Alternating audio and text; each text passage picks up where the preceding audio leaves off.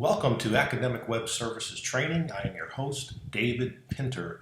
And in this session, what we're going to be talking about is adjusting the width of tables.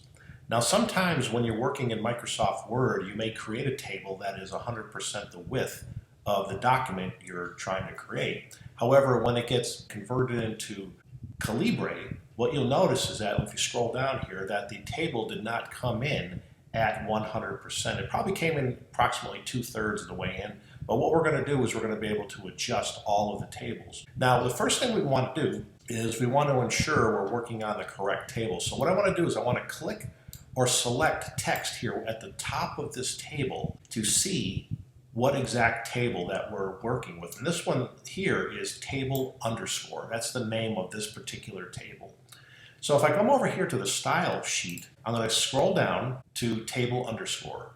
And what we have here is we have the properties, the border spacing and the border and so forth, solid 1 point all the way around right here. But what we have to do is we have to make sure that every table has the proper width that we want it to be. There's tables that are inside of sidebars. There's smaller tables that do not have as much text in it, so we really don't want to stretch that all the way across. So you more or less do these one at a time. So in this particular case, I want to take this table and go 100% width. So what we do is we have this code here that says the table underscore X, and so forth. These will just be assigned with certain numbers, whatever the number of the table will be.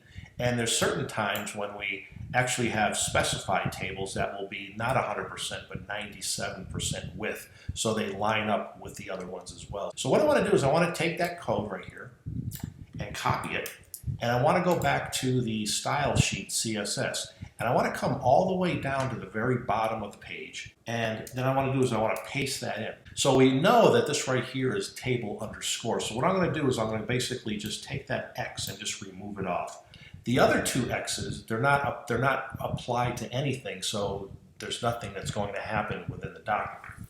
So as you can see, with that adjustment made, we can see that this table here is now full screen. Now if we scroll down here a little bit here, this right here is a sidebar, but however it's a table. So we also notice that the text inside of this table is not 100%. Okay, so what I want to do is I want to click on the bar here, just like this, just click it, and then find out what table this is. Okay, this is table underscore 1. All right, so let's go back now to the style sheet down here, and we'll just put that in here as 1. See what that right here will do. Okay, and in fact, it does bring that information all the way to the right side. Here's one that's already 100%. This right here is table number 2. Okay, so we'll leave that as is, but if we wanted to shrink it down, we could do that as well, but we'll get to that later.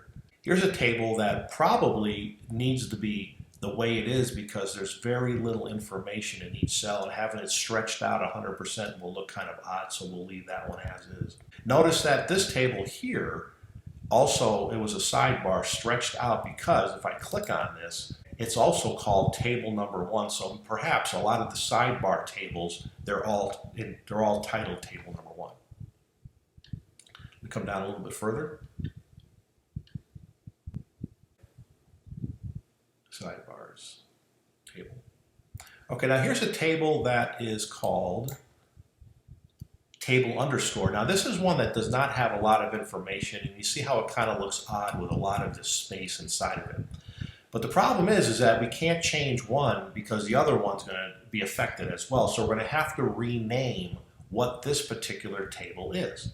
So if this table right here is called table underscore, we've already dealt with that. We have to give it another name. So what I'm going to do is I'm going to come over here, I'm going to give it the name 1A. And now what's going to happen is that since there is no style by that name, it gives you kind of a funky looking type of table.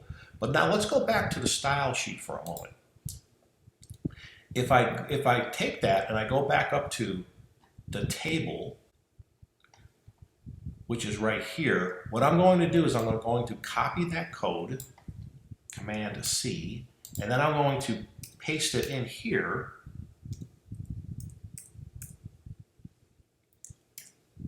and then call it table 1A. And if you'll notice, when I made that change, the table now takes on these properties. And now we can size this even more if we want to. in the editor. So if I come down here to the bottom, and I select this, again, this code at the bottom, and I want to do its own private little adjustments here, I can just paste that in, and I can just call this 1A,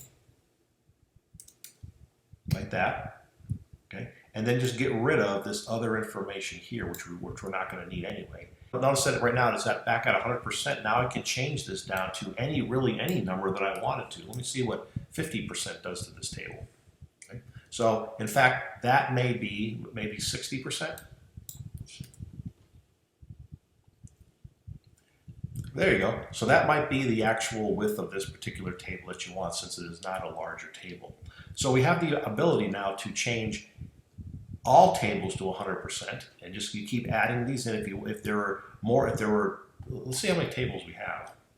So we have 8, 9. We have 10 tables in total. We have 10 tables. So there could be possibly 10 additional lines on this code here.